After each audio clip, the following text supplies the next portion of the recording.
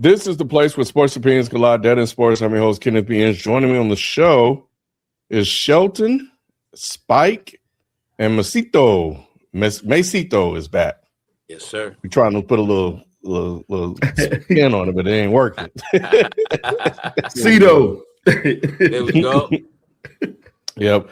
Welcome back from Rap Round Table. Go ahead and let everybody know about you, bro, and where they can find you. Yes, sir. Yes, sir. I'm 1/4 of the Rap Roundtable, hottest podcast on the East Coast, New York based. We on all the socials, you know what I mean, and we putting the all out front on the socials right now. We posting multiple times a day. We everywhere. Catch us on Twitter, the Rap Roundtable PC, Instagram, the Rap Roundtable, TikTok, the Rap Roundtable, Facebook for sure. You know what I mean? Join the group and everything. And if y'all don't know about us, we chat about everything. There's nothing off limits for us. We talk about the hot topics. We talk about the over underground. We just reviewed that new Boldy and Rome Streets. If y'all rocking with it, we pop out to the shows. We do documentaries. We everywhere. You know what I mean? So rock with us, man. We trying to make our mark in the game right now. I always appreciate collabing with you fellas, obviously. But come rock with us. You know what I mean? We just went live last night. Like I said, we spoke about Cole and Saha. We spoke about T.I. and 50. We speak about everything, man. Come check us out. Shouts to Jaw, shouts to Sin the Rap Snob, and shouts to Deanie the Balance. That's my co-host on there. Nice. Yeah, they're like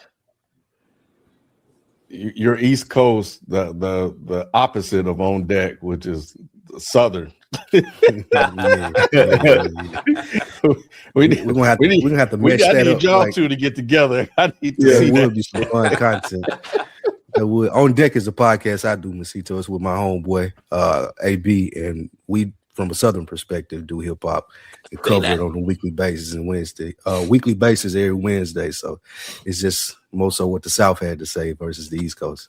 Man, we gonna get each other's socials very soon. I definitely we need to. Up, you know what I mean? Yeah, 100%. I was thinking that when you was talking, because the South and the East seem like they're going against each other right now. So maybe we could, unite the front. You feel Facts, absolutely. Let's do it. Yeah, I'm gonna get your information from FIFA. For sure. That's deep, South. That's deep. Yeah.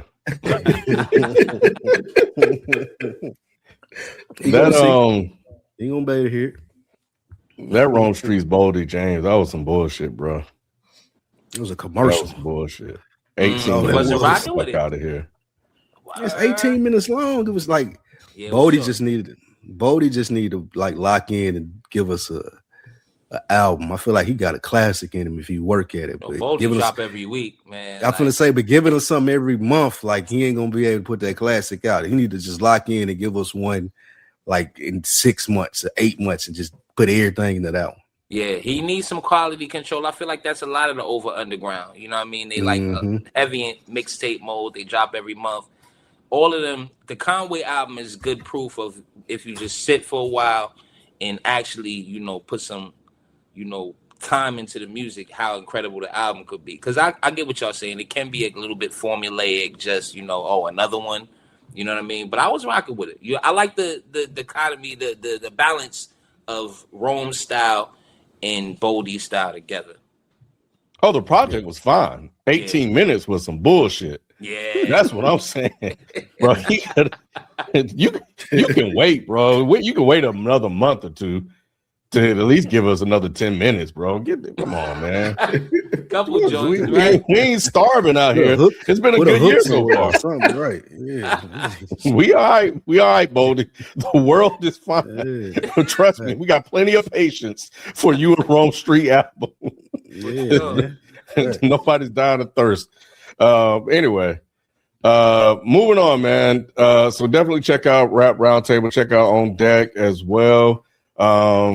And also happy birthday to Nick. Apparently it's his birthday, and that's why he is not here. FIFO is not here either, so I don't think he'll be able to join us tonight. So it's just gonna be us. So it's gonna be, we appreciate you guys tuning in for Our conversation tonight on the Cavs, the Lakers, and Ant Edwards before we close out with super chats. And one came in about Magic City.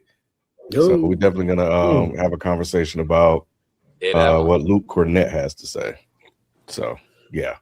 So stay tuned for our thoughts on that. Also, man, what's the saying? Thoughts and prayers to everybody in this silly ass war that the president of the United States instigated and got everybody in. This is not a political show. We just hope everybody be safe and try to get out of this thing. We already lost. It's been some casualties, so we just hope everybody get out of this as best as possible. So we'll have a full conversation on that more than likely on this Mike Salon this upcoming Sunday. So anyway, so wanted to open with that, but let's talk about the Cavs, man. The Cleveland Cavaliers are currently sitting only a game and a half away from being a top 3 seed in the Eastern Conference. However, after beating the Brooklyn Nets over the weekend, they are about to face the toughest stretch in the East with 3 upcoming games against Detroit, Boston, and then Philadelphia. How many wins do y'all think they can get or steal over this stretch? And I think Harden should be. I know his finger was hurt. He's out tonight too. I don't know what he did to his finger. Him and Mitchell were both. He had a fracture, I think. Yeah, on his if I'm not mistaken. Yeah, from the strip club. Non-shooting. More money. Yeah. Okay. All right. So anyway, yeah, man. What y'all think, man? How 3-0, 1-2, 0-3? What we looking at? They are winning tonight. They're at 104-99 against Detroit with I think about 5 minutes left. I think it's possible for them to win 2 of these games. They can get Philly and Detroit. I think that Philly is there to be gotten. I think Boston is a tough team to beat, though. I think that Boston Celtics defense is going to be tough. I don't know if Mitchell is going to be back either. I don't know how long Mitchell is out. I got to check. But Harden has a broken thumb. That's what it is. And Mitchell is out as well. I don't think he's playing tonight. Well, he's playing at Magic City, or according to RFK Masters. Yeah, he's not playing tonight. He was putting up numbers. He was putting up numbers in the strip club. But he is playing tonight. I'm sorry. He is playing tonight. Sorry about that. I didn't look at the score. Mitchell is out, but Harden is playing. Harden got 16, 6, and 6. My bad. Thank you for that. Mm-hmm. They it's I think that so what's interesting about the Cavs is that I mean they went toe to toe without Harden and Mitchell against Detroit. What was it, Friday? That was a 3-point win. So that roster, in terms of how they play and the chemistry they have, is pretty good. It'll be interesting to see how integrating Harden and Mitchell back into that after this sort of stretch that they've been out not playing with them. But this is a game Detroit can come back and steal. I think they were down 193 in the last game with about 5 minutes left, and they managed to come back and won that one. But I think out of the 3, I think they could. I'll say 2-1, man. I think they can probably go 2-1, especially if they go out and hold on and win tonight. I can see them taking out Philly, of course, because we don't know if Embiid is going to play or not. But that can be one that they'll win. And honestly, Shelton, I think they can probably get Boston too, bro. They might could. I just look at Boston's defense. That's what I think. Boston can give people fits when it matters. So that's the thing that. Go ahead. I say 1 and 2. Only Philly probably they'll get the W against. Like you said, if Boston playing defense like they need to, Sheldon, then they're gonna win. If they hitting their threes, they're gonna win it definitely. That's really the determining factor for Boston, or the threes falling or not. So, I mean, they can have a good shooting night against Cleveland, especially if Mitch and Harden may be there. But I mean, yeah, I think they go 1 and 2 in this stretch. I ain't no big believer in the Cavs as of yet. I still need to see Donovan Mitchell and James Harden do it in the postseason. I know that they've been performing well since he got there, but I mean, that's a nothing burger to me. I would have saw them going 2-1 in this road trip, but if they could win this Detroit game, I got them 3-0. That Boston game is in Cleveland, nationally televised. That's where Harden and Mitchell shine. You know what I mean? A Sunday afternoon game. They about to go crazy. They still at that point where teams haven't been able to really game plan for them yet, right? Teams coming up on the Cavs. They seem like they don't necessarily know how to deal with that Mitchell Harden dynamic yet. In the playoffs, I will speak about that. I'm sure it'll be different. But right now in the regular season, they're the perfect type of team to take you off guard. You know what I mean? Beat you by 15, 20 before you even know it. That you know, Jared Allen, you know what I mean? Evan Mobley, like they coming at you. You know what I mean? So for regular season, these is, you know, Mitchell and Harden are 2 regular season wonders. They gonna go crazy. So I think they could. I got 3-0 if they pull out this Detroit game. You know what I mean? Because I'm shocked. I thought they were gonna lose this one. So that the fact that they up in the 4th, I'm shocked. So if they could win that one, 3-0 for sure. I think the thing is the bigger, more looming question really is about Donovan Mitchell, right? You know, superstar, star, whatever you want to label him as. Is this a make or break year for him? Meaning that if he doesn't lead the Cavs on a deep playoff run, will his Nick says superstar status be questioned? And he also is he a superstar? I don't think. First of all, I don't think Donovan Mitchell is a superstar, and that's the reason that the answer to this question is no. Like he ain't on the clock. Like nobody other than Nick is like looking for him to be like, oh man, Donovan Mitchell got to win a championship. I don't think that he's on that tier of player. You look at an Anthony Edwards like that. You look at a SGA before he won like that. You look at a Joker like that, only having won with 4 MVPs. Shit, even being in New York City, you looking at Jalen Brunson like that now. Like, I think there's more expectation and pressure on Jalen Brunson than it is Donovan Mitchell. Really, he got it sweet right now. Donovan Mitchell is cool. Like, as long as the Cavs have a good regular season and maybe get to the second round of the playoffs, they're fine. They don't care. Donovan Mitchell, good points. Like Donovan Mitchell is almost like the marker, right? Like anybody better than him is probably a superstar. Yeah. Anybody worse than him is probably not. Is he on the clock? I it's like Spike said, I don't hear the conversations about Donovan Mitchell. I don't hear, he's like in a similar situation to Dame Lillard in all these years. You never heard Dame has to win. Right? You know what I mean? We all knew how good he was. We all knew the numbers he could put up. We all knew what he meant to the league. But nobody was his legacy wasn't based on whether he was, winning or not. And I feel Donovan Mitchell is in the same place.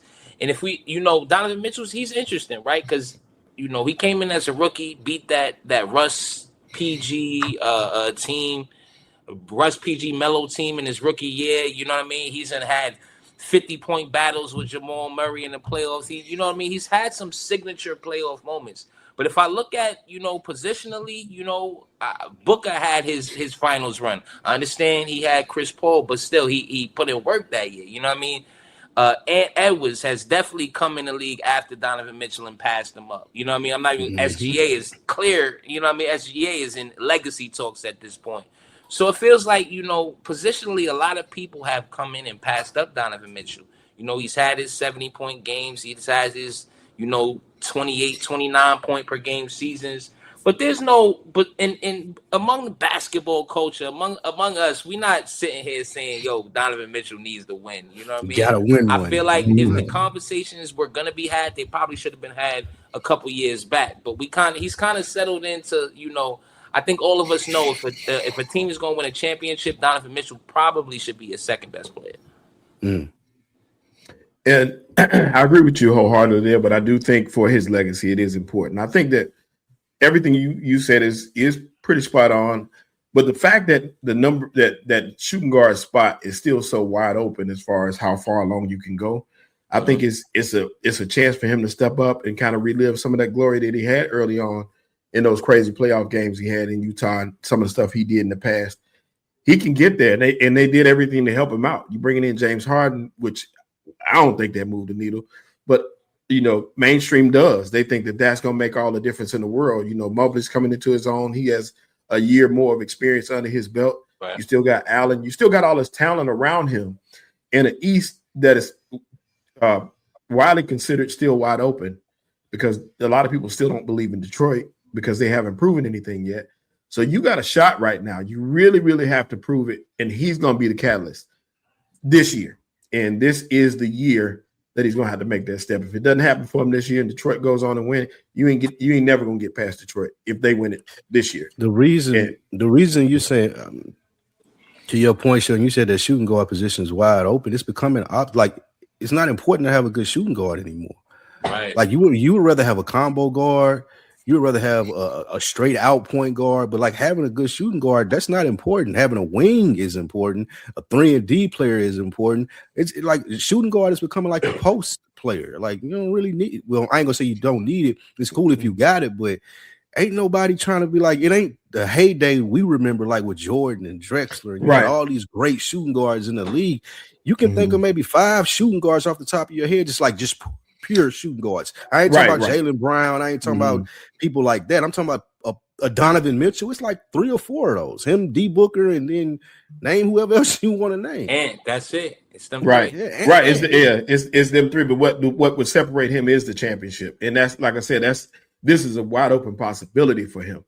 That's why I say it's wide open. He has a chance to separate himself from others by getting to that plateau that most people don't ever see. So he's right there. I mean, he's right there in the midst of doing that. That catapults him above Ant if he can win it all, because I don't think Ant's going to get there this year. And it's tougher in the West than it is in the East.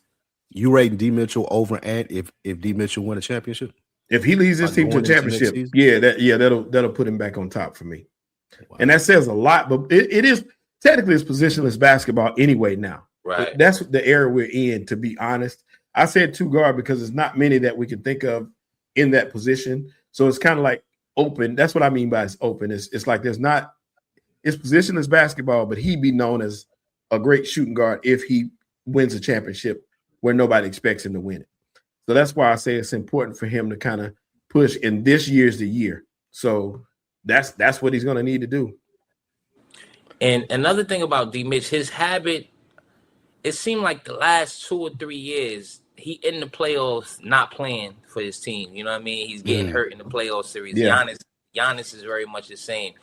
And nobody even calls him out on that. You know what I'm saying? That's what I'm saying. D. Mitch, you right. D. Mitch is in a good spot, bro. Like, anything good he do is icing on the cake, and he's not in the position, because honestly, last year he should have been in the finals against OKC. They won what they won last year, 65. They won boatload of games last year. You know what I'm saying? And just flamed out, kind of pathetic in the playoffs, if you want to be honest. And there still wasn't any talk. You know what I'm saying? Like, I get when he came into the league, there was that new D Wade talk. He had the Ben Simmons Rookie of the Year run, but people really haven't put that much on him at this point. You know what I mean? If you evaluate his career, it is a little disappointing when you think about it, but yeah, I think he's still good. I think he going back to when he came into the league, he overachieved and caught a lot of people off guard with his run. Because I'm a fan of D. Mitch. I like D. Mitch, but he has been underperforming as of late, and I do expect more out of him. I think with this team, with what they did last year, with this team now, with Harden having playoff experience, good or bad, mostly bad, they didn't have that last year. They didn't have a guy on that team that really had that sort of playoff experience that Harden is bringing to this team now. And plus they gained some experience last year as well. But I think D. Mitch got to be on the clock, bro. Like, because right now he's in dangerous territory of becoming a name that you guys mentioned, even though this guy's already accomplished stuff, something people really don't give two fucks about him, and that's Donovan, that's Booker. That's Booker, Devin Booker. Yeah. But when Devin Booker's been to a final run and he went there, lost, and people forgot all about it, don't give a damn. Even if he won, I think that people really wouldn't give a damn. Because people really, but I think this is the year that D Mitch can really, really make a name for himself. He's still one of the best players in the league. But now at this point, man, he's been in the league for a long time. I think he blew a 3-1 lead. You got to show and prove. You got the team, like Shelton said, went out and they got a roster around him. They went and got him some help, and now it's up to him to lead this team to the ECF. It's this year or next year they're going to get rid of him and bring LeBron in for that for his final year. They're not getting rid of him. I think they're going to keep him. I think they're going to keep him. I disagree. I just don't think Donovan Mitchell moved the needle. Like, people really don't care. Like, he's not Anthony Edwards. He's falling off, bro. When he was in Utah, he was the top. People fuck with Donovan Mitchell. Them 40-point games, he was smoking it. He was hooping. He was that guy. His first playoff run was like, well, I don't know if it was his first, but that playoff run, I know what y'all talking about. Yes. However, I don't see him getting any type, like, people were saying this about Anthony Edwards. He ain't getting no type of media coverage or criticism for what he's done or where he's at. And I think that's going to continue to be that way. It's just, I don't know if it's demeanor. He ain't really like people don't talk about Donovan Mitchell. Because he's not doing anything, though. That's it. But see, here's the difference between when he was doing stuff, when he was in Utah, like you said, putting all those games together, he was the talk of the town. People loved him. Highlight reel. Like Masito said, the D-Wade talk, like, people were looking for that. Yeah. That's why people are so drawn to Ant. Ant's profile raised when he got to the playoffs and he showed out, and he's also has this big personality. So that's always going to help accentuate him a little bit more. But if D Mitch get to the playoffs and get all the way to the ECF and he balls out doing it, I think he'll be on the radar more. Yeah. Then you're right. He will have those expectations. I don't think now that he has those expectations, people really just look at him like, okay, he's a good player. Like, it ain't really nothing interesting there. It ain't really nothing like thought provoking or media moving. Like, people criticize Trae Young more than they criticize Donovan Mitchell. So you said Trae Young get more attention than that. You saying Coco more important than he is? Oh, absolutely. That's the most important thing. Let's be clear. But here's the thing with Trae Young. Trae Young has showmanship, thow. Trae Young, when he was in Atlanta, bro, he even losing, he gonna shimmy, he gonna do all this shit or whatever. There's a showmanship to it. It was more need that for us to care. When it was don't have that either. Yeah, I was going to say, when they were going against each other and they both was on fire like that, that's when we looked to them like, okay, they next up. And you were looking for them to do that. Like we said, Ant did surpass that. And Ant's more talented. I'm not saying he's more talented than Ant. I'm just saying that Ant took a lot away from him and Booker. So everybody's looking at they're looking at Ant more so than Booker or Mitchell, because they feel like they can't get over the hump. They can't lead the team over the hump, but they feel like Ant still can. He's going to be the saving grace. So that kind of hurts them. But if they can get past, like I said, if he can get, I would say for them, Eastern Conference Finals at least, if he can get to the finals, that's going to speak volumes. But I don't, and once again, I'm not saying that's going to happen because I don't think so whatsoever. But if they can, then that's gonna elevate his star even more so. I agree with y'all. Yeah. I think he needs to get to the finals to really make a dent, for people to really come into next season talking about, Donovan Mitchell, you know what I mean? Like one of them guys, he got to make the finals. Of the newer generation, like you mentioned, Book made the finals, Luka made the finals, Shea won the finals. Like, there's a lot of people in his generation that have accolade and accomplishment-wise completely passed him up. As far as his notoriety, it's not lost on me that he went from Utah to Cleveland, like super small market to super small market. You feel what I'm saying? So he has, if he was a Knick, if he was with Miami, you know what I mean, maybe people would be talking a little bit different about him, you know what I mean? But he's been able to hide under the radar. But if he really want to make that mark, is like you say, Book made the finals and put in work on the way to the finals. You know what I mean? And it's still in that, that baby mode where we not mad at him yet. You know what I mean? He's 2012 KD. He's 2007 Braun. Like he's such a young player that we just waiting for that breakthrough moment. And I got a couple more years. We gonna be on him as well. You know what I mean? Especially since he's already like you mentioned with D Mitch. D Mitch was so good so early and put in work so early that it's like, what happened? Ant is kind of in that position now. If he got a couple more years and he don't make a finals. Yeah. All right. Well, I think that if they don't do anything this year, first of all, even in the second year, Shelton still don't believe in the Cavs. Remember last year how long it took for mainstream media, and I don't follow them like that. Yeah. But it took them forever. It took us forever to actually start paying attention to the Cavs, and they were smoking everybody. Everybody. And then, everybody. I think nobody believed in it. That tie back to D Mitch. Like people look at him like, oh yeah, okay. Yeah. I got to see it first, buddy. I think that's why people don't believe in the Cavs. And it was Darius Garland a little bit too. That back that was huge. They had a small backcourt. People knew in the playoffs that wasn't going to work. Now, to y'all point of what y'all saying, him needing to make a run, I think there are some expectations though, since Harden is in the backcourt with him. They're like, okay, let's see what you can do now. Yeah. But I still don't think that there's pressure though. Like that people want to see, they're interested, but it ain't no pressure. Like if he don't win, people can be like, oh yeah, that's about what I expected. Nah, hell no. He needs pressure, bro. He been getting away with this shit too long. Yeah. He like that dude. He like Clyde Drexler. He like people. Hey, no Clyde Drexler disrespect, bro. Stop. Like Clyde. How dare you? Steve Smith or like Mitch Richmond. It's like, all right, it's all right, you don't win. It's cool. Hey, the Cavs won, by the way. They beat the Pistons tonight, so that's 1-0 at least. Okay. Mm-hmm. That's a good W. What was the final score? It was a 1 point. It was 104, 103 when I last checked. 113, 109. Oh, eked out a close one. Okay. All right. Well, Pistons better tighten up. Duran is playing well. Duran had 24 and 14 again. No B say he ain't no Robin, but man, he put up the numbers. He ain't. The numbers look good, but numbers look bro, good. I see him.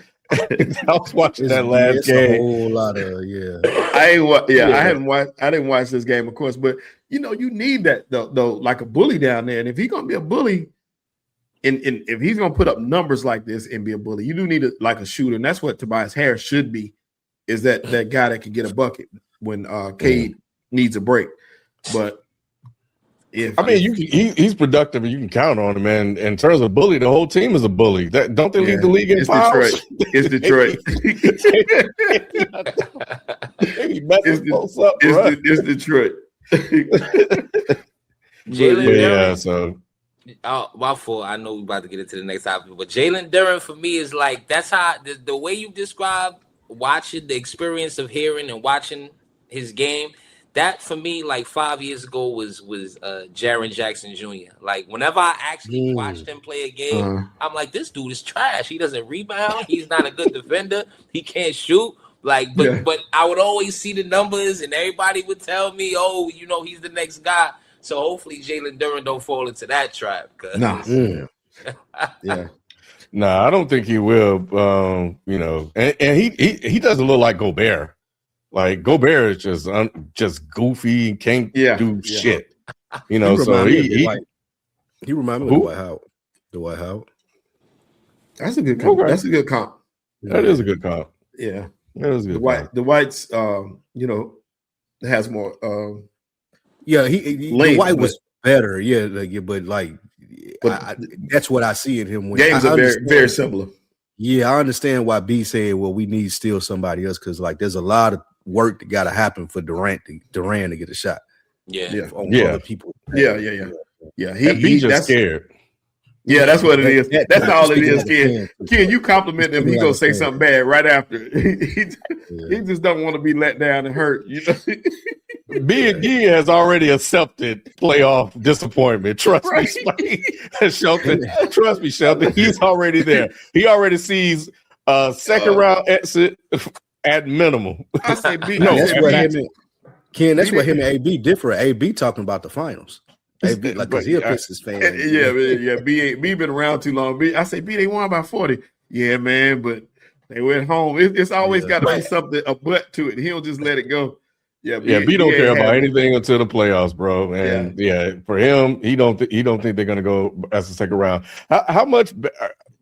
I know AB's a Pistons fan, but has he been watching basketball a lot? Yeah, that's all B watch. Yeah, no, that's all AB watch. Like he got the league passes and he paid for the Pistons shit. Like he thinks Eastern Conference finals. He's speaking as a fan too, but yeah, he's talking finals though. Yeah, not Eastern Conference finals. And that's definitely. I definitely think it's possible. But these last few games, they have. Let me see. They're 8-2 in their last 10. But I've seen a couple of games where they kind of struggled a little bit. So, I don't know, man. I don't know. I still think the Knicks is the best pick out the East. What? I think that's the best pick. That's the best pick. Like, if we're talking about the run that they had last year, I feel like they have the best player in the Eastern Conference. You don't got Halliburton in Indiana playing. If I had to put like a week's salary on who going into the playoffs I would feel the most comfortable with the Knicks. Well, I hope you got savings. Yeah, please don't spend your money. Wait, knowing what y'all know now, who would y'all take to win the East, like to be in the finals? I'll take Detroit or Boston over the Knicks, and not just because of the standings, just because I just don't believe in Cat. I don't believe in Cat. I don't. I would take the Knicks. I don't feel confident in the pick at all. You know what I mean? To be honest, if I was betting, I would be nervous. But of all the flawed teams in the East right now, I actually think Tatum coming back will hurt the Celtics. To be honest with you, a lot of people saying that. Yeah, I think the safe bet is the Knicks right now. Most complete roster, experience. Like Spike said, I don't know if I call Brunson the best player in the East, but top 3. Who called him that? Spike, you called him that? Yeah, he's the best player in the East Conference. Well, Jaylen Brown got it's a conversation. It's between him and Jaylen Brown. Jaylen Brunson the best player in the East, you think? It's between him and Jaylen Brown. You think so, Shelton? It would have to be who? It would have to be Jaylen Brown for me. It would be Jaylen Brown or Cade for me. I'll take that back. I will put Cade first, and then I'll put Jaylen Brunson second. Cade, the best player in the Eastern Conference. So you think better than Jaylen Brown? Like I said, like I said earlier, Jaylen Brown plays both ways. So that's what makes all the difference in the world. He's a top-rated defender, as well as he's gonna get you them 28, 29 points a game. Brunson is so clutch, though. He is. He's one of the most clutch players in the league. He is, but he be doing too damn much sometimes. He's a chub. Yeah. Mm-hmm. Yeah, but he take dumb shots. Yeah, but I mean, yeah, he is scary in the fourth, but I think it's just something about the Knicks, bro. And I'm not one of those Knicks haters or something like that, but there is a lot of truth to what happens to them in the playoffs, bro. It's like, it really is. I still remember, they're no different than the Cavs. I still remember Patrick Ewing missing that finger roll. I couldn't believe that. Bro, me either, man. Yeah, I remember that. I was like, nigga, no way. I remember that. He got swatted by the rim. That shit was crazy. That was the craziest shit I ever saw. I was like, what? Yeah, the Knicks cursed. Yeah, it is. But I think it's really weird. And I know we're getting into some deep playoff talk, but it does kind of, now talking it out loud with you guys, I think it does feel somewhat wide open when it comes to the teams. Because Detroit, they learned a lot last year. They were in some winnable games. They didn't have the experience. They have the experience now. Do you need another year of playoff disappointment like B thinks before you make the run? I don't know. I don't know if you necessarily need that, especially if you're one of the best teams in the league. No, I don't think in today. This ain't the 80s and the 90s. Like, you don't got to do that no more. Like, especially when you got somebody like Cade. Yeah, you can get there a lot sooner now, and that's what I was telling Nick. Look at SGA. Yeah, that's what I'm saying. That's exactly who I was pointing to. You know, you can get there a lot. So even Indiana making it to the finals, you can get there a lot sooner than the clock says you're supposed to if you catch lightning in the bottle. And it's the same thing in, you know, other sports. The same thing now. If you catch lightning in the bottle, you can make it happen. It's one game after the next. If you can win those games and get there, and all type of factors come into play. We hadn't talked about injuries, getting to that spot, as well as who gets hot at the right time. That's huge. That's going to be really the deciding factor down the stretch. Because if Cade, I think, scored 10 tonight, for example. We all say it. I wouldn't own it as much as I am now, but I would think I think that Detroit team is just good either way. But if Cade ain't hot, they in trouble. They really are. Yeah. He's a secondary creator for sure. Yes. Yeah. They're saying we forgot about Giannis in the chat. He ain't played enough for me. Giannis is hurt. Yeah, he hurt. He played. I think he had like 17 yesterday. Yeah, but I can't give him the best. Yeah, we know it. Yeah, when healthy, it's Giannis. Chat. We know that. Yeah. Same reason we didn't mention Tatum. Facts. Right. Exactly. Yeah, Giannis is not Giannis right now. Well, when will the Lakers be the Lakers, or is this the Lakers? The Los Angeles Lakers are riding high on a 2-game win streak that's not even worth mentioning because they really didn't beat anybody, including a road victory over the Warriors. And we really need to have a Curry talk. Curry is getting by with a lot of shit. He's been out for 10 games. He's going to miss another 10 games, I think they're saying, and nobody really talking about this dude, bro. Like, come on. When he's on the court, he lighting it up, but hey, anyway. And they are approaching a big matchup against the Denver Nuggets in Denver this Thursday night. Currently sitting in 6th place in the Western Conference, but only 2 games behind the 3rd seed. Are the Lakers moving in the right direction, or is this much ado about nothing in what is expected to be a disappointing season? Y'all want me to go first on that? This is much to do about nothing. I think they won both these games by like over 20 points, 28 and 24 or something like that. But you played a depleted Warriors roster with Draymond Green as the lead snake, and you played the Kings, which they're tanking. So in saying that, you're playing teams that really don't matter in the grand scheme of things. Right. I think that the Lakers team is what we know. It's a lot of confusion on that team. We know it's dysfunction.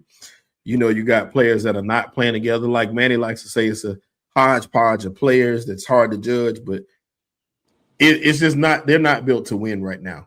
And it's a bunch of confusion because you really don't know what you got. You got Ayton, who's a part-time player, don't know his role, don't understand his role.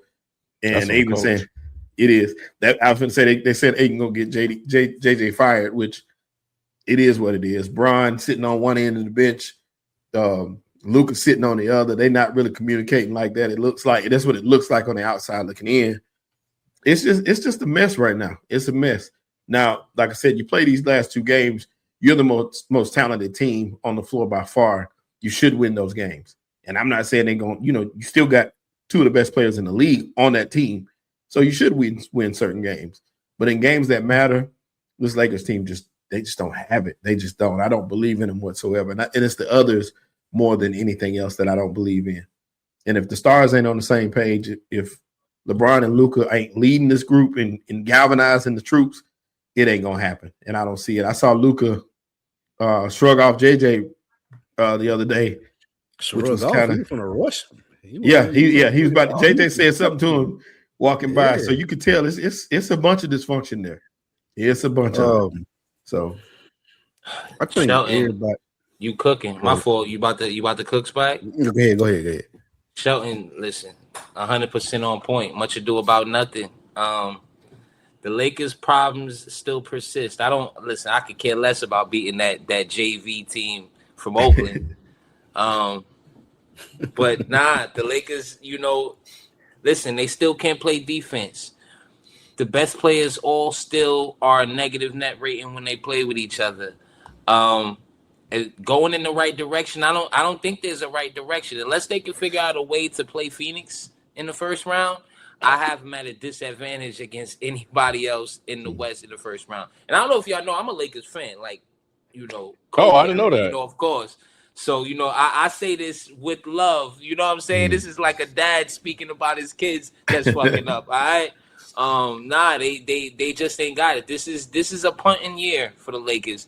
They're waiting on LeBron's contract to run out. They waiting on, being able to not employ Bronny James anymore.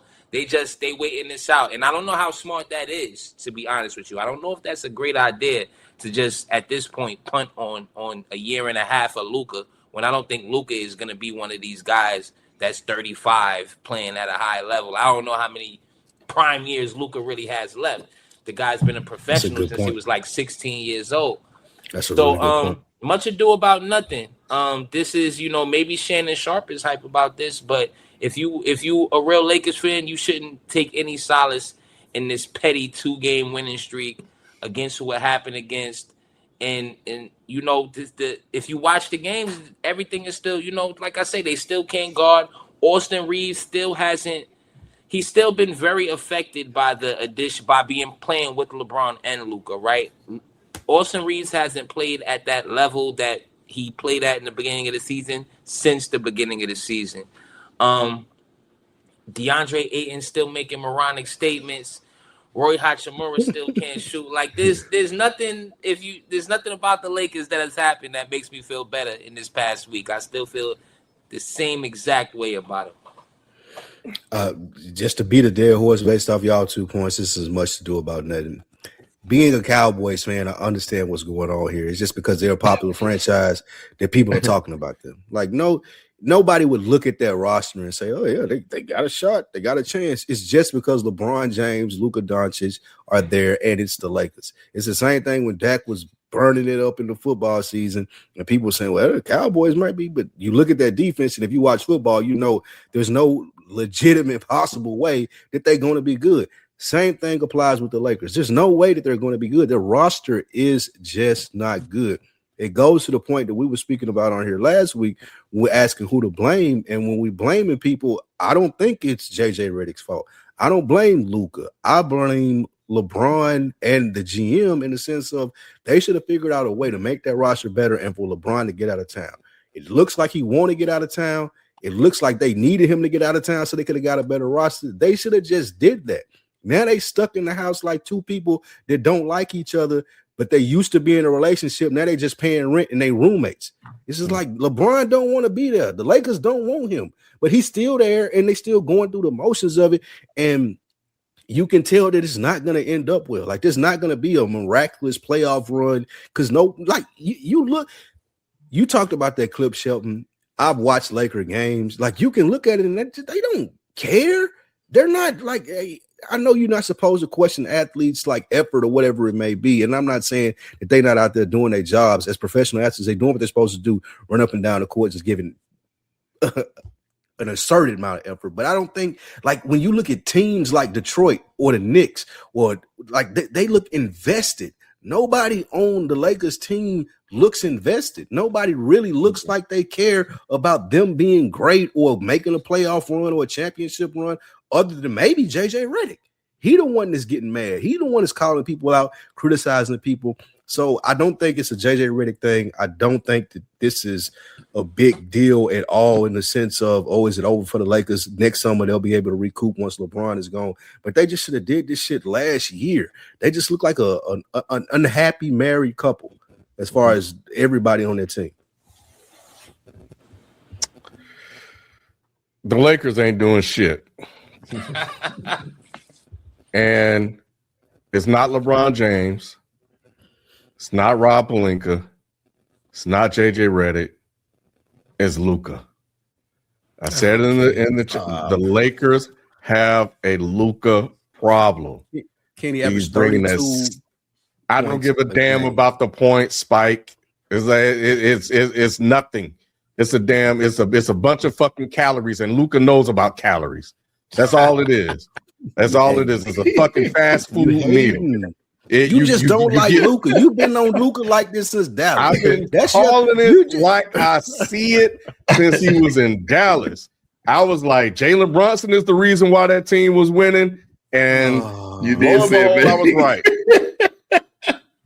All this dude is running around, and he's a ball hog, and he just puts up all these numbers to get people like you oblivious to everything that's happening. Luka Doncic and Trae Young are the same guy, except Luka just went to a fucking finals. That's all that happened. And you know why he went to the finals, Lou? He went to the finals not because of something that Luka did. He went to the finals off the strength and the back of Kyrie. That's it.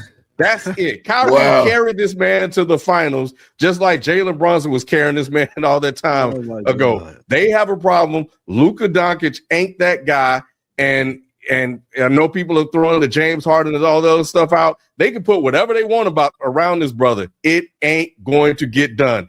And you break up a very good point, Masito, because what happened when he reaches ceiling? If this is the best he got, what they gonna do? Luka ain't shit, bro.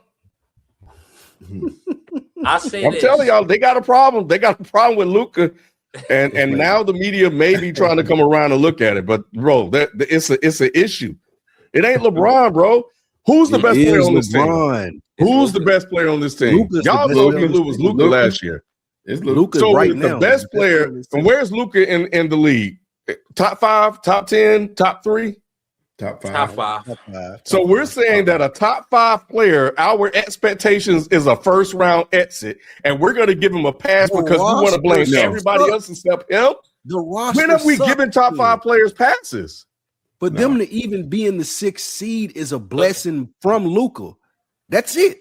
That's the reason they're 6th seed. Like, it ain't LeBron, it ain't JJ, it ain't the roster. The reason that they even in the 6th seed in the West is because Luka Doncic is on their team, averaging 32 points a game, damn near 12 rebounds and assists. Like, what are we talking about? That's the reason that they in this position. You can ask that, and how many of those games came? How many of those wins came against winning teams? They 6th in the West. That's all that matters. They 6th in the West. They should be better, Spike. Why? Because they got a top 5 player on their team. Where are the standards? This is the shit I be trying. This is the shit that I be trying to get y'all to understand. There were standards that were established.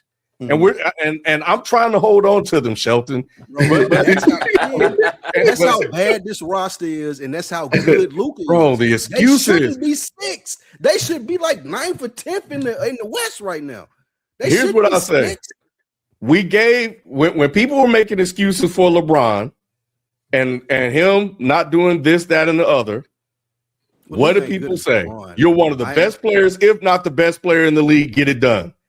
Right or wrong? Luka is not as good as LeBron in his prime.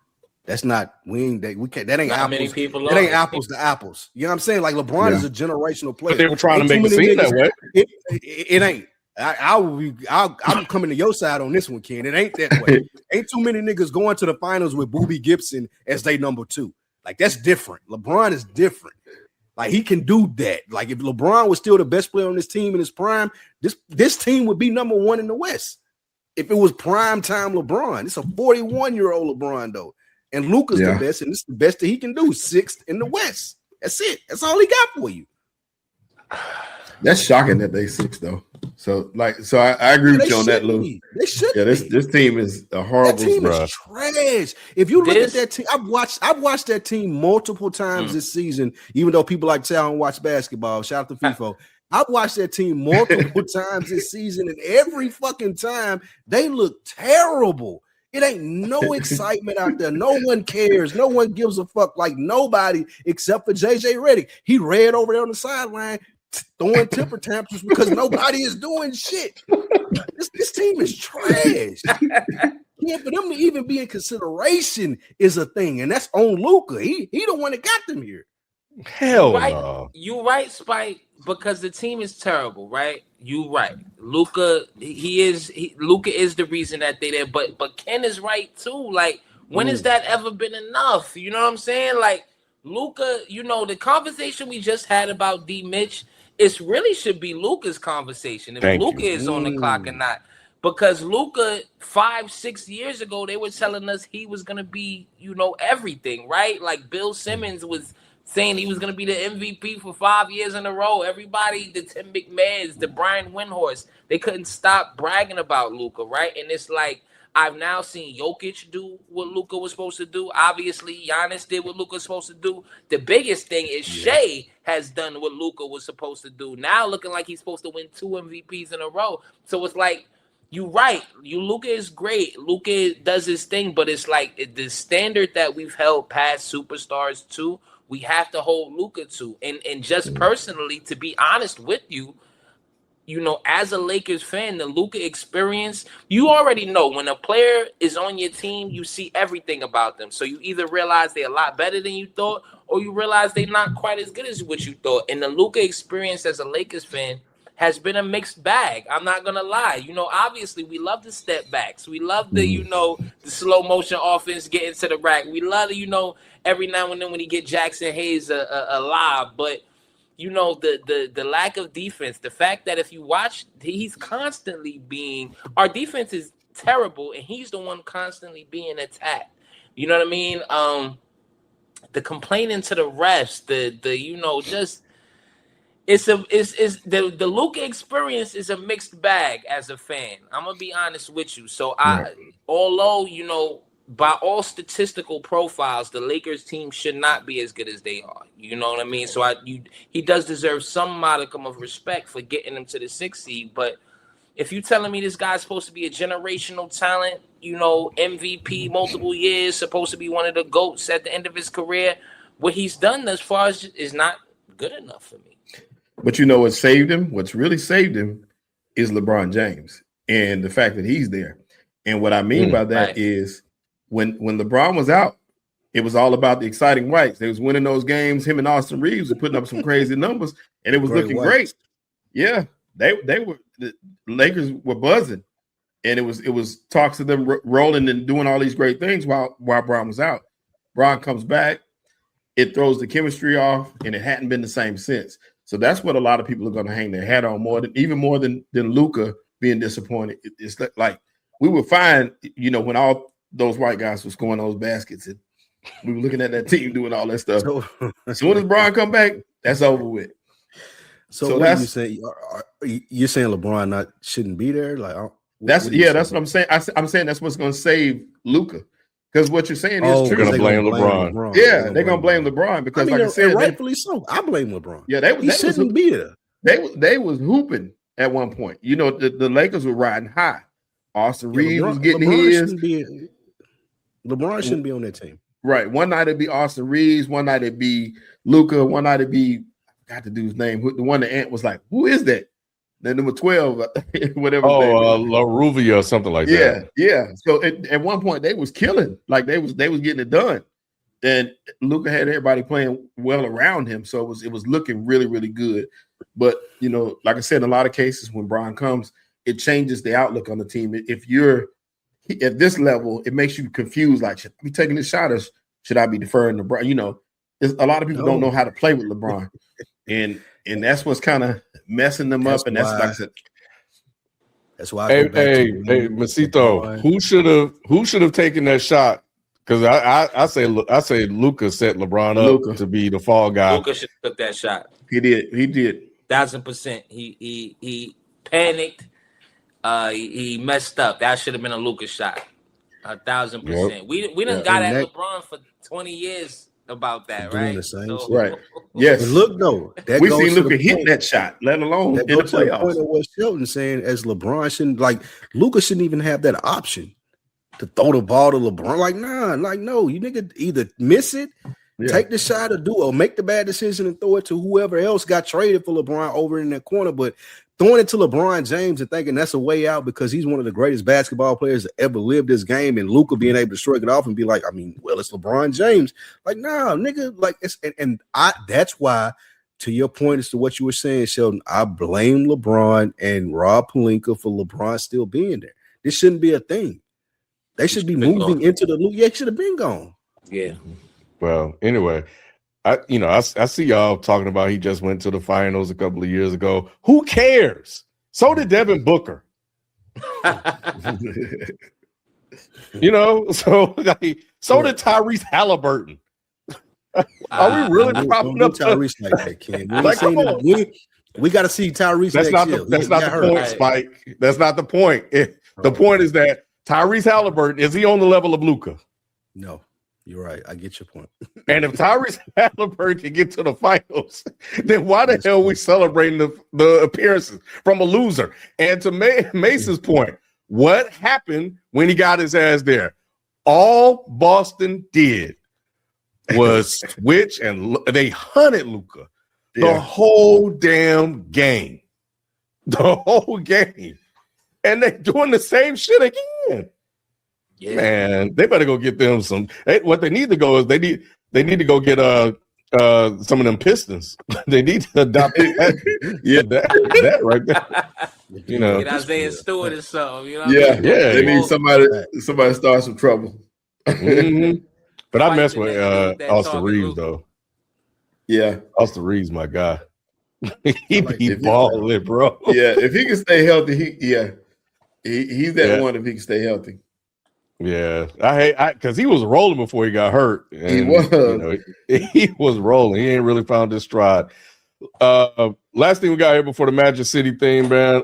Anthony Edwards and the Minnesota Timberwolves are 6-1 in their last 7 games and look like they are hitting their stride or potential third Western Conference Finals appearance. Are the T-Wolves being overlooked? And is A.E. Ant Edwards, does he have a case for MVP consideration? Nah, I don't think they're being overlooked. Everybody who we say is better than the T-Wolves are better than them, right? OKC, Denver. Houston is a little iffy. And Ant has beat KD head-to-head in the playoff series before. So maybe I'll give him the overall in Houston. But San Antonio, like the teams that we say are better than the T-Wolves, they better than them. You know what I'm saying? It also doesn't help that they got off to a slow start this season. The same thing that happened after their other playoff run, right? They get off to these super slow starts. The offense is a little bit jumbled. You know what I'm saying? They got to figure it out. So no, I don't think we're overlooking them. They happen to be taking the second half of the season very seriously and doing what they're supposed to do. But and as far as with MVP, yeah, why not? We didn't give everybody else MVP consideration, right? It was Cade one week, it was Jaylen Brown one week, it was Jokic before he got hurt, it was Shea until OKC started losing. We done gave a lot of people MVP credit this year, or at least a little bit of, the look. So why not Ant? You know what I mean? He's the best statistically. This is not even the eye test. Statistically, he's the best clutch player in the NBA this season. Just coming off the All-Star Game MVP, probably the most exciting superstar in the league right now. MVP consideration are the players who, we think are MVP worthy, are they playing that much better than him? I don't think so. Mm-mm. No, it's to answer that question is they are being overlooked, and rightfully so.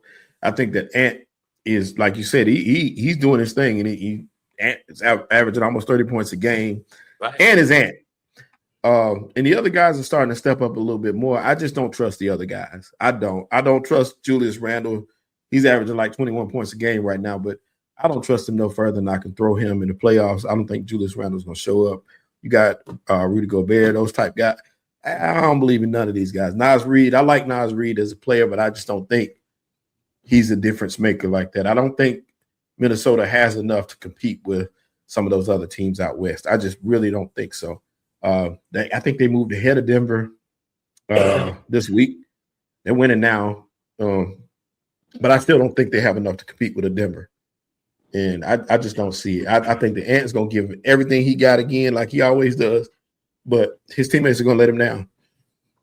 So, no. I feel like that there is another level that Ant has to get to get them to like a finals or playoff run. It's fine considering him for MVP. I'm fine with that. It's fine putting him in the conversation, as you guys are saying, with the rest of the teams in the West.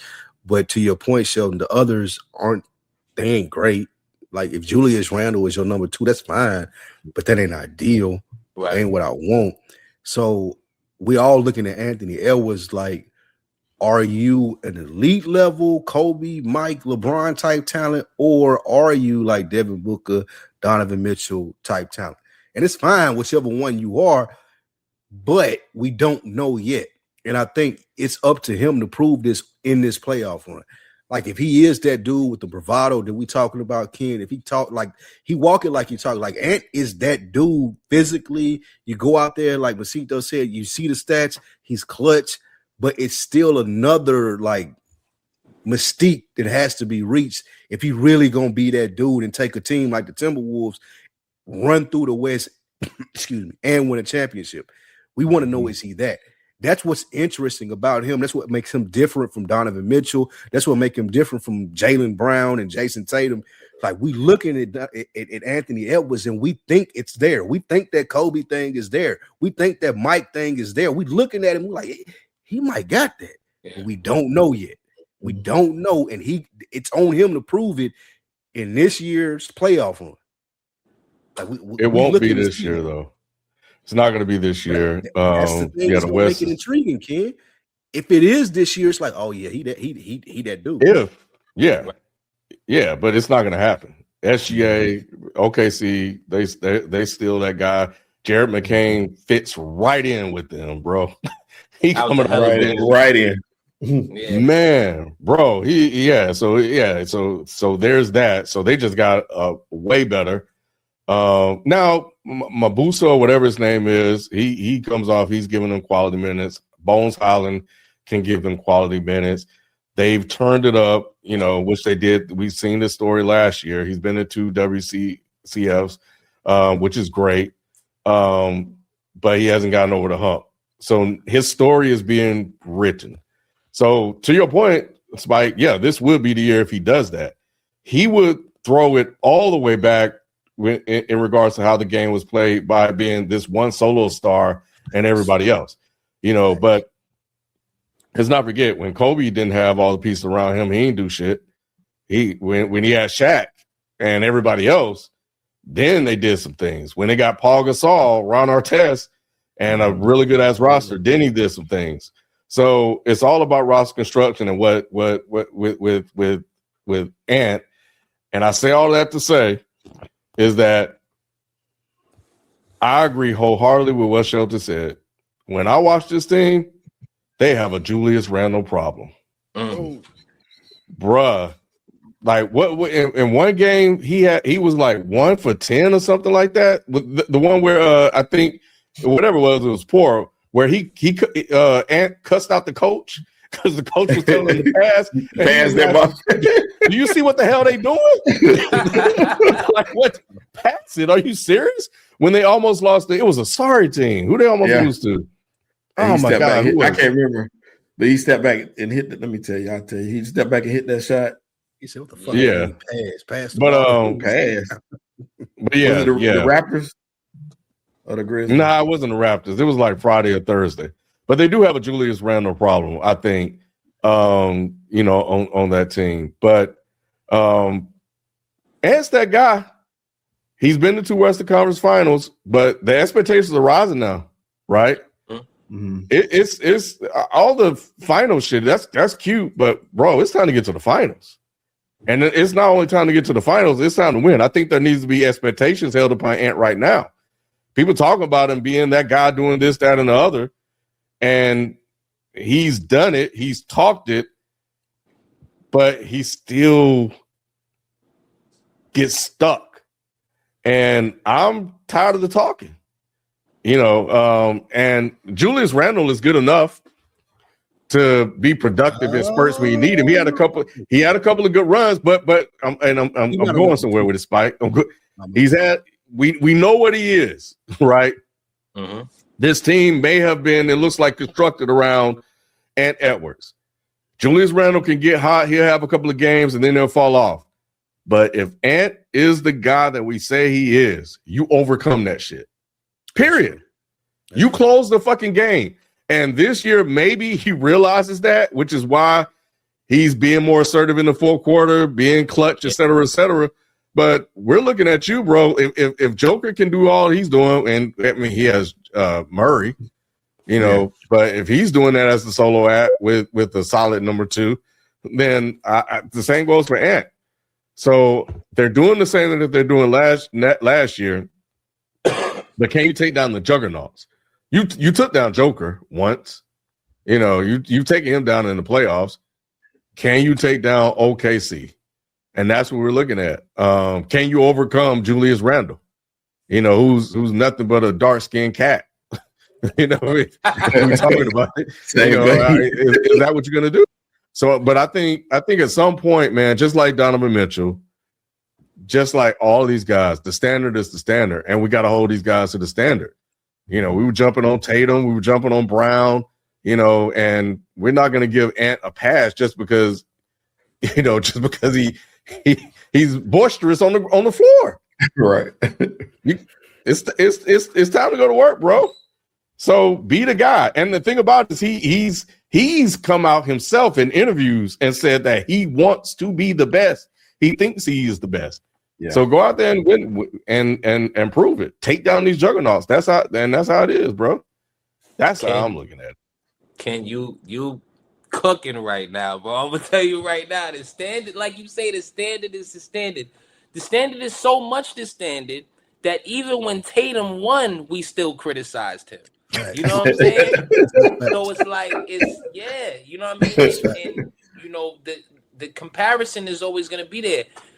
What Shea has done these last few years has put a spotlight on all his peers, especially the guard position, the perimeter players. Like, he came on the scene and was not heralded like the rest of these guys, was not some, you know, was not thought of as the guy who was going to be the best player in the league, and he's there now. Scoring title, championship, finals MVP. We talk about second best player, you know, and this is no disrespect, but I don't think of Jalen Williams as some all-time second best player. You know what I mean? I love the roster construction with OKC. I love collectively how they play offense, defense. We already know what they do with the general manager out there. They know how to put together a roster. But he's not like some, you know, of the last 5 champions. Jalen Williams might be the worst second best player on all of them, to be honest with you, since like the 2019 Raptors. And he's been hurt all year. Right. So it's like, yeah, you know, I absolutely, I couldn't agree with you more about as much as we love Ant, as much as he's been doing, the standard is the standard, and he's going to have to take it to another level very soon. Yeah. As far as the MVP odds, I mean, it's whatever. I'm with you, Maze. Like, all right, fine, whatever. Y'all can do it. We have the conversation. He can, but I think by default he can get there. But he ain't been playing at an MVP level, in all honesty, if you ask me. Just because you get hot in the second half of the season, I don't think that warrants MVP consideration. But Jokic and SGA, they're running into ineligibility issues. So they got to find some other people. Joker missed one more game. He's done. It's a wrap. SGA can only miss 6. He's missed 11 games. Joker is at 16. So then you'll be left with Jaylen Brown. You could throw Ant in there, and then who else would be left? Cade will probably win it. Yeah, Cade is probably leading. Yeah, when you look at, I mean, I'm considering SGA being out. I don't think he's going to play. Right. If all of them are out, then Cade would more than likely get it. Yeah. So, but all right. Well, we'll see how it plays out, man. Teams they're fighting right now. They're battling. They know the playoffs around the corner. They're ramping things up. The games are getting intense. Teams are starting to not like each other. It's getting testy. You know, I'm seeing who did I watch? Somebody grabbed some. I think it was the Minnesota game, or was it the Pistons game? Pistons hit everybody. I think it was Joker in OKC. Yeah. Was it OKC? Joker thought he was. Joker looked like he was about to lose it, bro. Yeah, man. Joker grabbed each other. My man tried to trip him. My man tried to trip him. Joker went nuts. Yeah, Dort got suspended for that, didn't he? He should have. Yeah, Dort has been doing some dirty stuff. Yeah. Well, yeah. It was Jaden McDaniels fouled somebody and just stood there and just kind of pushed him over. And somebody came from the other team. I was like, bro, you faking right now. Yeah. It was the Clippers. It was the Clippers, bro. Oh yeah. Yeah, because they had the dark. Yeah, he just grabbed somebody. It was so. It was disrespectful. and this guy came from. He was on the court. He came running over. I was like, bro, y'all some losers anyway. Yeah, why you trying to act like you gonna do some shit? But I'm watching the Clippers, bro. Let me see what Ty Lue do with this team. Anyway, couple of super chats before we get out of here. Rob Costa, Luka Doncic is the Justin Herbert of the NBA. Nah, he been to the championship. You can't do that to him. Yeah, you can't do him like that, bro. He ain't where he's supposed to be, but he ain't that. Right. Here we go. Sweets open doors. What are your thoughts on the Hawks having a Magic City night? And do you think it's a bad look for the NBA with players writing letters against it? That's plural. Now I know Luke Cornett, corny ass, came out and said some shit. What the hell? Why is he even talking? Luke Cornett. Nobody want to hear how to get on the court. We don't even know. Don't nobody even know you in the league other than you tall. Honestly, he could be my neighbor and I wouldn't even know it. Wouldn't know it. The only reason you know him is because he's 7 feet tall. If he got to walk with his jersey on for me. That's it. And you still wouldn't know who he was. Full uniform. It can't even just be the jersey. Like he can't even have a jersey. Like, he gotta have a whole shit. Like he gotta have a whole shit on for me to be like, oh, this is good. You know what I'm saying? Oh man. Yeah, man, don't come. You ain't gonna play no way. When you say other players can, it was Al Horford. He retweeted. And he was like, that's all he did. He just retweeted it. Well, he and commented and said great words by Luke or whatever. I'm paraphrasing here, but he was condoning what he said. Shut up. Thank you. Al Horford. Look, here's the thing. I think it's fine. I think we need to make a decision, right? Either we are okay as a society. Society has to decide what it wants to do when it comes to women's right to choose and autonomy to do whatever they want in their career, for their life. We don't know why they're there. They probably love it, et cetera, et cetera. And Magic City is a staple of the city of Atlanta, first and foremost. Spike, I heard from what you guys were saying about it earlier that it's not like they're going to have a bunch of strippers running onto the basketball court or strippers in goddamn mascot outfits and doing some shit like that. It's just fucking hoodies or whatever. So if this is something that they choose to do willingly and of their own free will, then why the hell are you speaking for them? Now, I think which is great, I think if it's cool that men are speaking up for women, but also it's the woman's choice to speak up for themselves if they also think it's a problem. I haven't heard anybody from Magic City saying they have an issue with it. I haven't heard anyone from saying that. So we got to pick and choose in society which one we're going to be. Like, so my thing is, it's like I was saying earlier, I was having this conversation with my wife. And I was like, I was wondering how society or people looked at Playboy bunnies back in the day. The magazines and all that stuff, versus the more salacious stuff, the triple X stuff, right? The X-rated stuff that be in those dark alleys, the stuff that Robert De Niro was going to see in Taxi Driver, right? Yeah. And is one more acceptable over the other because of branding? Because we put this fancy label and package over the Playboy bunnies and all the stuff that they was doing, it's viewed as acceptable versus the other stuff. So we just got society has to decide on what it want to do. So when I see Manny's in the chat talking about why can't we celebrate other small businesses, who knows that we don't know if they haven't been doing that. They can do that. But what's wrong with also celebrating this other form of thing that's going on when the Women's Month? So I think you can do both. Yes. Leave these people alone, bro. I agree with you, Kim. You can do both.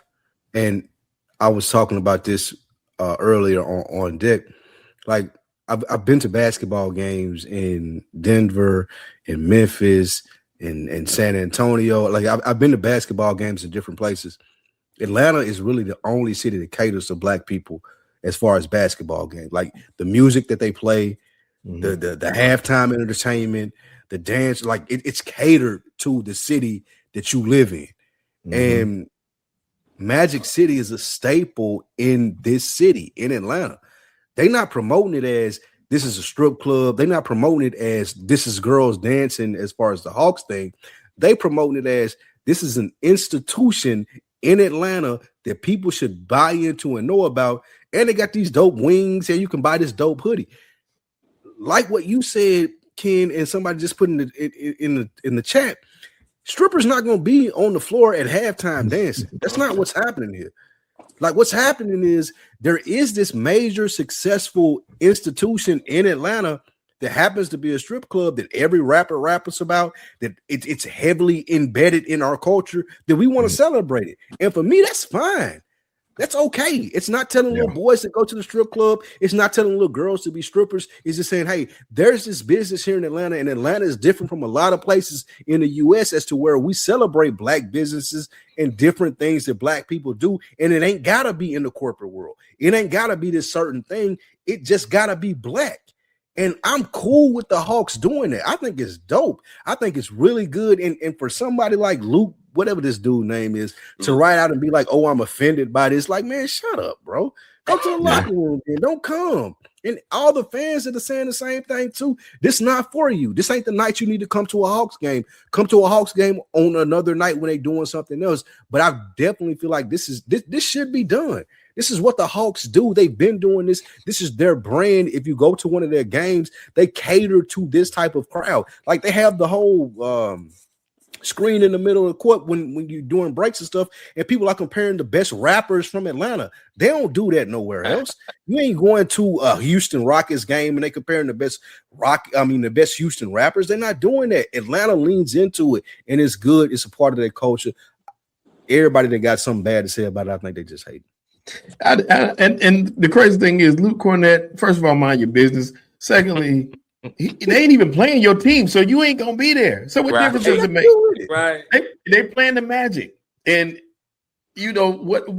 Man, it has nothing to do with him. Everybody knows about Magic City because of the lemon pepper Lou thing with the wings during the COVID times quarantine is when he was out. So it's like it's known here. It's a known thing.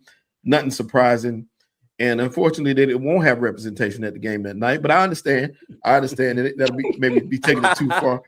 But I think it's fine. I mean, and if they got a problem with, I mean, look, you got so many other issues you need to be attacking other than that, if you ask me. So, Cornette, Al Horford, be about your business, man. We ain't playing either one of your teams, so just keep it moving. But yeah, I think it's a good look. It represents Atlanta. Atlanta is known. This is what Atlanta do, bro. Yeah, Atlanta is known for its nightlife. So you just representing that. That's just the way I look at it. I don't think it's a bad thing whatsoever. And y'all are all cooking, right? I'm not gonna lie. At first thought, I cringed a little bit. You know what I mean? I feel like that's like the older person in me though, right? Like in my head, I was like, David Stern wouldn't allow this shit. This is Adam Silver's NBA. You know what I'm saying? Like I was like, nah, these guys are out of control. You see what I'm saying? But y'all are right. First though, Spike, that caveat you just gave about, you know, the Atlanta organization, the Hawks, being one of the only places you've ever been to in the sports arena and catering to black people. You just made me want to go to a Hawks game. I'm not gonna lie to you.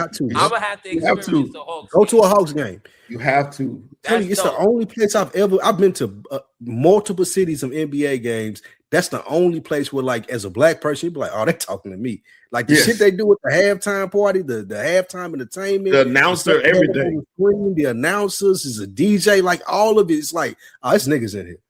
Yes. You sold me. I ain't gonna lie. I'm gonna have to, you know, next time I'm out in the A, I'm gonna have to go to a Hawks game. Please do. But just, you know, like I said, that was the old head in me thinking. You know what I'm saying? Like it's 2026. That we're betting on games, and the NBA is advertising you betting on games. You know what I mean? The college players are getting paid more than some NBA players now. Like, like, listen, it's no reason to keep that old head shit in your head forever. You know what I'm saying? We need to be more progressive. I'm not going to be upset about a black institution in a historically black city, getting notoriety, getting play, getting, a little extra change in their pockets. So, yeah, I'm on board too. Why not? We let everything else go. Why not, bro? Right. They got advertisements for like Mickey D's on jerseys now, bro. I don't care. Right. Yeah, that's why, when this was coming out, I wanted to, because you're right, it's 2026, it's progressive. Women have come a long way. We still have a long way to go, society. But that's why I wanted to at least have a conversation with the woman about it, to get perspective. And, before I came on here and I didn't even know it was going to come up as a topic, but I just wanted to at least get some insight into what's going on. But at the end of the day, if they didn't like it or whatever, then I think we would hear more about it. But here go men trying to speak up and talk about what we don't need to do. Yeah, and then tell them what's right and what's wrong. So again, I think like Spike said, the thing that's missing is that they're not going to be on the damn rim. Oh, y'all. Yeah, they ain't gonna be on the pole. They're not going to be on the basketball rim doing any of that shit. It's going to be still a very safe, family-oriented night. Period. That's it. Y'all going to be all right. Mm-hmm. So that's it. Now, it would be more entertaining. Yes. But I'm sure for some, but nevertheless, that ain't what they're doing. So, and this is just shut up. Just shut up and dribble. How about that? That's what we need to tell. So yeah. So we good here, bro. Luke Cornett. Yeah, Manny don't come. Bro, I don't want to hear from Manny. Manny tripped me out when he was like, "Oh yeah, I agree with this," and then turned around, Spike, and said he was Mesito and Shelton, and said when he come to Atlanta, he taking his ass over there. That's exactly what he said. What? I said, Manny, don't come. You ain't welcome. Like, what people really don't understand that Atlanta is really different. Like people say that and they hear that. It's like just like you would celebrate a dope restaurant in another city in Memphis or Miami or whatever it may be. Like, it's not like the people that live in Atlanta, they don't see this as a crazy thing. They know Magic City is an institution in this city. So it ain't like you celebrating the strip club. It's like this is an established business in our community that they showing love to as the host. That's dope. Do you remember your first time in Magic City? I do. I remember my first and my last time in that show. I ain't gonna hold you. Shelton, you see his face? Hey, he went right back to that. He was there. I remember Spike literally Spike just time traveled. That was like going to Disney World, bro. That was like going to Disney World for the first time. Nigga, you serious? Hell yeah, I remember that shit. Hey, my first that was I think that was the first strip club I went to in Atlanta, and I was not prepared. I had when you come to Atlanta and like you move here, you from somewhere else, like you gotta go there to get your bearings to be like, okay, this is what it is. This is what Atlanta is. Like you gotta step in Magic City to understand that. Then you work your way out towards there, but you gotta go to Magic City and understand that life. Yes, I would. I would go to the gentlemen's clubs in Charlotte, and when I came here, like I said, I went. It wasn't even nighttime. It was like a little after. It was midday. It was like around lunch. We went for the first. I'm like, cool. I heard the food good. Let's go. I wasn't prepared. I just was not prepared. You can't be prepared. No, I was not prepared. All right, Shelton, you asking too many questions, bro. We gotta get out of here. This is live. I'm gonna get I wasn't answering no more. Ken, that was it.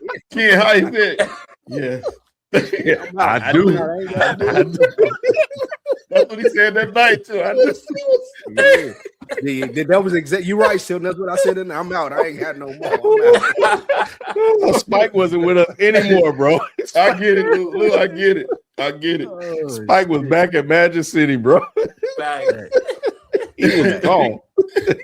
Jesus.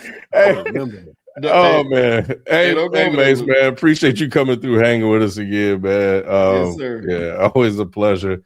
And Appreciate it. that's gonna do it for us, man. Nick is FIFA will probably be back next week. If FIFA gonna get his passport stuff straight, he'll be back. Hey, real quick, Oh, my God. shout out to Mr. Tendonism. He got his trademark. He won a trademark tonight. So he got his, Hey, he was cooking for Ronald Isley. I saw that. He got his name Mm. back too, though. He just won the trademark back today. So he got his name. Okay, back. I don't know who that is, but whatever it is, I think congratulations. I think that's dope. You know, You got to put him on, Sheldon. Yeah, That's a big story, low key. You got to know it, kid. Man, I told Ken about that. Like Ken That's disrespecting me right now because that's is the mic still on subject. We definitely talked about that. Everybody know about Mr. Tendonism. Yes, yeah, the black dude, the barbecue dude. He got exploited by the guy who was jumping up every time he hit put the glasses on. Yeah. off the bone. Yeah, he basically in a nutshell, Ken, he started he didn't start a business. This white guy owned a business, a coffee shop. He told him basically he should turn it into a barbecue spot. Taught him everything he knew about barbecue. Set this man up. Became the face of the franchise. And when it took off, they kind of pushed him out, trademarked the name behind his back, and let him go. Oh, yeah. Okay. Yeah, I remember. So he got his name back, and his business now is traveling, and he's that guy. All right, cool. Well, congrats to him. All right, well, that's gonna do it for us, man. We'll catch you guys next time. We out. Peace. Peace. Later.